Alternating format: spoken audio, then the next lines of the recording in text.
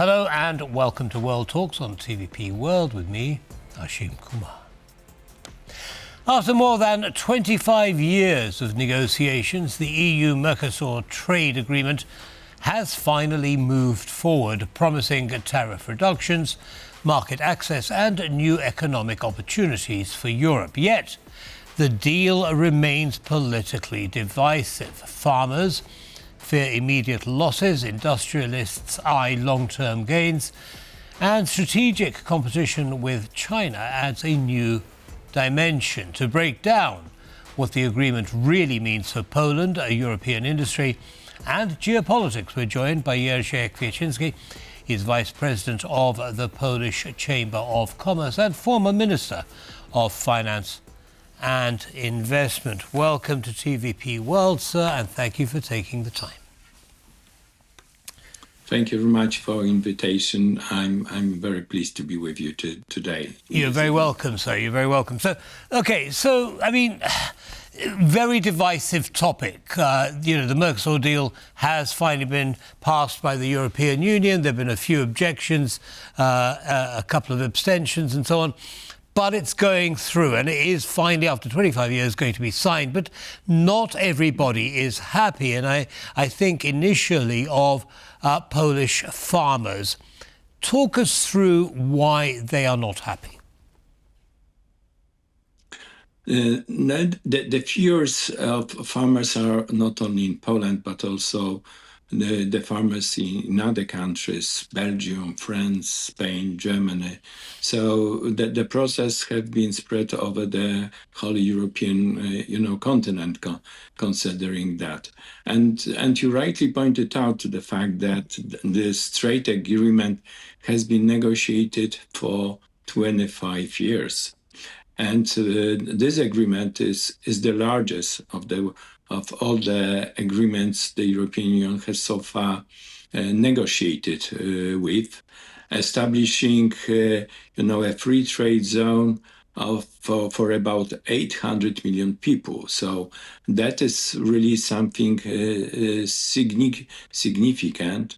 And what I would also, like to note that I think it's not a surprise that the European Union is seeking some new markets for European exporters, because as a bloc, as the organization, the European Union is the largest exporter in the world.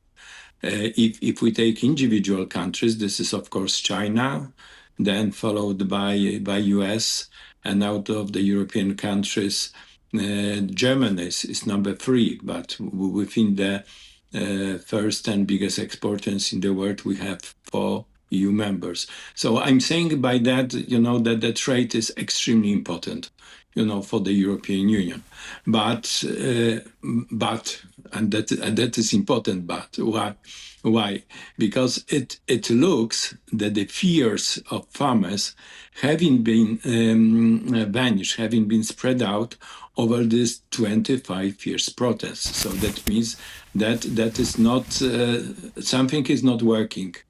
And in my opinion, there have been too little and not too deep talks with the farmers' organization.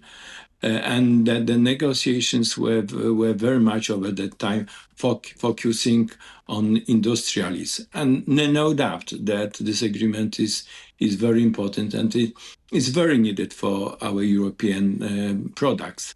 However, these fears of farmers having been removed of that time, and these fears are really very strong. And the recent protests in many countries, and especially in Belgium, in its capital, which is to be almost a capital of Europe, have been very much visible. But Mr. Kwieciński, sorry to interrupt you, but I want to focus just for a second on specifically what it is that the Polish farmers are concerned about. Because Polish farmers are strong in this agricultural products, which are sensitive and which are, I would say, the biggest challenge for this trade agreement, namely beef, poultry, milk products. These are the products which may be mostly affected by the new competition from Latin America, from the 5 big countries currently forming, the Mercosur bloc, like Brazil, Argentina, Paraguay, Uruguay, Bolivia. So we know that these countries are really very good, in agriculture.